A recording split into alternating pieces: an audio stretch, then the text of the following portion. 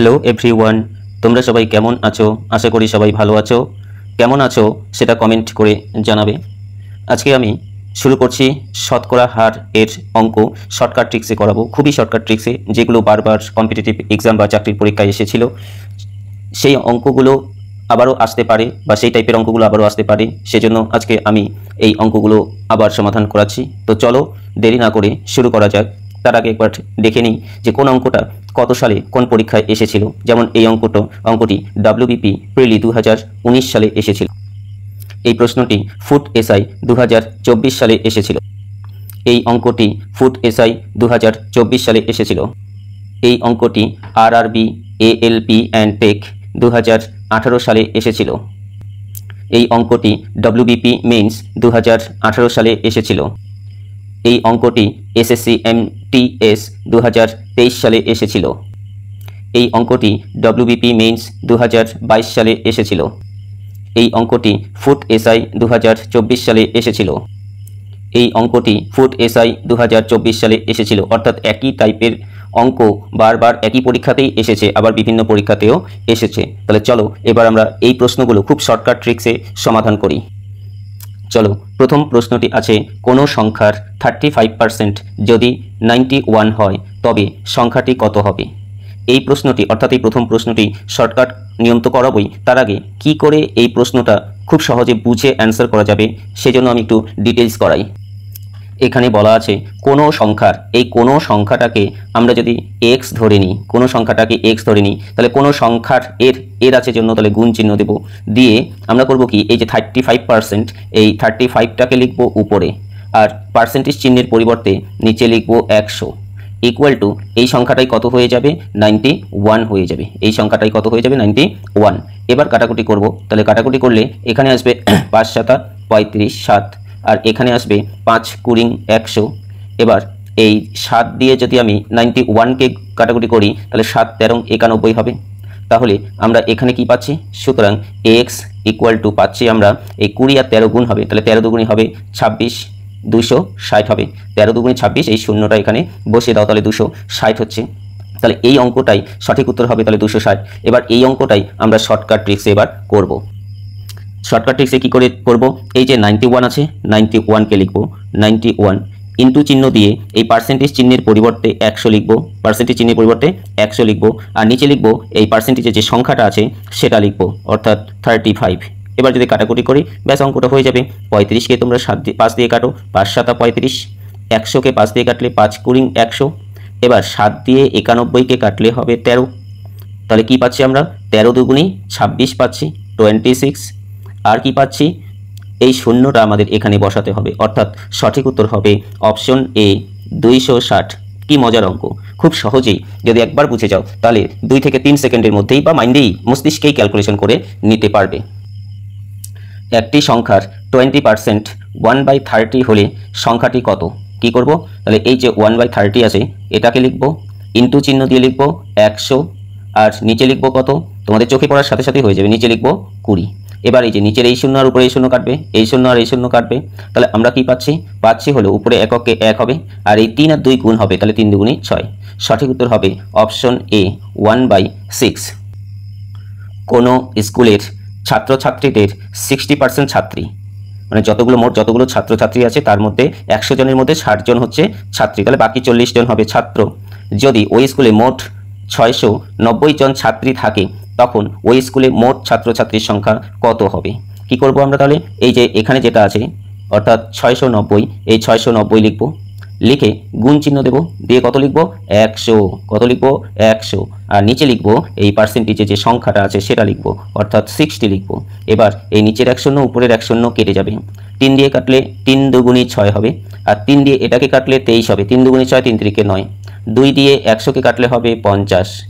এবার 5 23 হবে, 3 5 15, 5 হাতে 1, 5 দুগুণী 10 আর 1 11, আর এই যে শূন্যটা আছে এই শূন্যটাকে এখানে বসিয়ে দাও, 1150। সঠিক উত্তর হবে অপশন এ 1150। একটি পরীক্ষায় চরণ 54 নম্বর পেয়েছে, যা 72% নম্বর পাওয়ার সমতুল্য। পরীক্ষা কত নম্বরের ছিল? শুধুমাত্র ভাষাটা পরিবর্তন করে দিয়েছে, অঙ্ক কিন্তু একই। কত লিখব, 54 লিখব, এখানে ইন্টু চিহ্ন দিয়ে এই পার্সেন্টেজ চিহ্নের পরিবর্তে 100 নেব, আর নিচে লিখব পার্সেন্টেজের যে সংখ্যাটা আছে সেটা 72 লিখব। এবার যদি কাটাকুটি করা হয় তাহলে 8 লং 72 হবে, 6 লং 54 হবে। আবার কাটাকুটি করলে 4 দুগুণি 8 হবে আর 3 দুগুণি হবে 6। 4 দিয়ে যদি এই 100কে কাটো তাহলে 4 25-এ 100 হবে। এবার এই 25 আর 3 গুণ করলে হবে 75, কারণ 3 25-এ 75 হয়। সঠিক উত্তর তাহলে কত? Option A 75। কোনো টাকার 12% হলো 63 টাকা, ওই টাকার 40% কত হবে? আমরা কিন্তু এটা অঙ্ক সেমভাবেই করব, অর্থাৎ সেম অঙ্ক। প্রথমে ওই সংখ্যাটা বের করি, এই জন্য 63 ইন্টু এই পার্সেন্টেজের সংখ্যাটার জন্য 100 আর গুণ নিচে ডিভাইডেড বাই লিখবো হচ্ছে কত? এই যে পার্সেন্টেজের যে সংখ্যাটা আছে 12, তাহলে নিচে লিখবো 12। এবার এখানে যে সংখ্যাটা বের হবে, যেহেতু কোনো সংখ্যার টাকার বলছে, এই কোনো টাকাটা হচ্ছে এটা ক্যালকুলেশন করে বের হবে। এটা এর 40% কত হবে? তাহলে এটা এর 40% হবে ইন্টু 40/100 ইন্টু 40/100। এবার এই 100 আর 100 কেটে যাবে। আর এখানে 12কে যদি 3 দিয়ে কাটা হয় 3 4 12, 63কে 3 দিয়ে কাটলে হবে 3 দুগুণি 6, 3 অক্ষে 3, 4 দিয়ে 40কে কাটলে হবে 10। তাহলে আমরা কি পাচ্ছি? পাচ্ছি 1 দিয়ে 21কে গুণ করলে 21 অক্ষে 21, আর এই শূন্যটা এখানে বসিয়ে দাও, অর্থাৎ 210। সঠিক উত্তর হবে অপশন বি 210। একটি সংখ্যার 50% মানে পার্সেন্ট যদি 80 হয় তাহলে সেই সংখ্যার 250% কত হবে?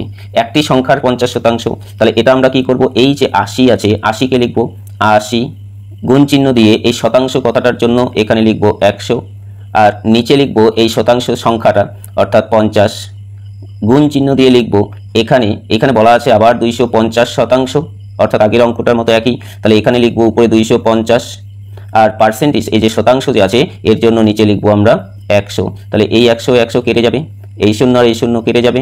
5 দিয়ে 225কে কাটলে কত হবে দেখে নিই। এখানে 5 5 25 আর এই শূন্যটা এখানে হবে। তাহলে আমরা কি পাচ্ছি? এখানে আমরা পাচ্ছি 8 50-এ হচ্ছে 400, 8 50-এ 400। সঠিক উত্তর হবে অপশন এ 400 টাকা। এক ফল বিক্রেতার কাছে কিছু আপেল ছিল, সে 40% আপেল বিক্রি করার পর 30টি আপেল অবশিষ্ট থাকলে প্রথমে তার কাছে কতগুলি আপেল ছিল? এখানে আমরা একটা জিনিস দেখে নিই যে যতগুলো আপেল ছিল তার 40% বিক্রি হয়েছে। এই 40% বিক্রি হওয়ার পর অবশিষ্ট আছে হচ্ছে 30টি আপেল। তাহলে এই 40 মানে 100% থেকে 40% বিক্রি 100% থেকে 40% বিক্রি করছে, তাহলে অবশিষ্ট থাকতেছে হচ্ছে 60%। তাহলে এটা এর 60% হিসাবে কিন্তু আমরা, কারণ এই 60% মানেই হচ্ছে 30টি, এই জন্য এবার এই 30কে লিখবো আমরা এখানে, 30কে লিখবো এখানে, ইন্টু চিহ্ন দিয়ে আমরা কত লিখবো? 100, ইন্টু চিহ্ন দিয়ে 100। আর নিচে কত লিখবো? নিচে হচ্ছে এই যে পার্সেন্টেজের যে সংখ্যাটা অর্থাৎ 60, নিচে লিখবো তাহলে 60। 0 0 কেটে গেল, 3 অক্ষে 3, 3 দুগুণি 6, 2 দিয়ে 100কে কাটলে হবে 50, তাহলে ইকুয়াল টু দিয়ে হবে 50 অক্ষে 50। সঠিক উত্তর হবে অপশন ডি 50টি আপেল ছিল। একটি পরীক্ষায় 93% ছাত্র পাস করেছে এবং 259 জন ছাত্র ফেল করেছে। ঠিক আগের অঙ্কটার মতোই ওই পরীক্ষায় মোট কত জন ছাত্র উপস্থিত ছিল? এখানেও আমরা কি করব? পাস করেছে 100 ভাগের মধ্যে 93 ভাগ পাস করেছে, তাহলে ফেল করেছে 7 ভাগ। তাহলে এখানে লিখবো আমরা 7% ফেল করেছে, কারণ এখানে ফেল করার সংখ্যাটা দেওয়া আছে জন্য। তাহলে আমরা এই সংখ্যাটা প্রথমে লিখবো, অর্থাৎ 259 ইন্টু চিহ্ন দিয়ে এই যে এখানে পার্সেন্টেজ চিহ্ন আছে এর জন্য এখানে লিখবো 100 আর নিচে লিখবো এই পার্সেন্টেজের সংখ্যাটা অর্থাৎ 7। এবার 7 দিয়ে কাটাকুটি করব, হয়ে যাবে। 7 দিয়ে এটাকে কাটলে আসবে 3 7 21, 3 7 21, 4 49, 7 7 49। তাহলে কত আসবে? 1 দিয়ে 37কে গুণ করলে 37 অক্ষে 37 আর এই দুটো শূন্য এখানে হবে। সঠিক উত্তর হবে অপশন এ 3700। একটি সেল মানে বিক্রি সব জিনিসের দামে 25% ছাড় দেওয়া হচ্ছিল। একজন খরিদ্দার 6750 টাকা একটি সাউন্ড সিস্টেম কেনেন, তবে সেটির স্বাভাবিক দাম কত ছিল? সেম অঙ্ক একেবারে। এখানে লিখবো এই যে 6750 গুণ চিহ্ন দিয়ে লিখবো 100, গুণ চিহ্ন দিয়ে লিখবো 100 আর নিচে কত লিখবো? এই যে পার্সেন্টেজের সংখ্যাটা অর্থাৎ 25। এবার যদি আমরা এই 25 দিয়ে 100কে কাটি তাহলে 4 25-এ হবে 100, ব্যাস। এবার গুণ করে দাও, সঠিক উত্তর চলে আসবে। তাহলে এটা 4 0 0 হয়ে যাবে, 4 5 20 0 হাতে 2, 4 7 28 2 30 0 হাতে 3, 4 6 24 আর 3 হবে 27,000 টাকা। সঠিক উত্তর হবে অপশন এ 27,000 টাকা। অঙ্কের এই টেকনিকটি, শর্টকাট টেকনিকটি যদি ভালো লেগে থাকে তাহলে অবশ্যই পুরো ভিডিওটি দেখার পরে একটা লাইক দেবে আর ভিডিওটি অবশ্যই শেয়ার করবে। যদি চ্যানেলটিতে নতুন হয়ে থাকো তাহলে অবশ্যই চ্যানেলটিতে সাবস্ক্রাইব করে পাশে থাকা বেল আইকনটি ক্লিক করে দেবে আর অবশ্যই লাইক করবে। ধন্যবাদ।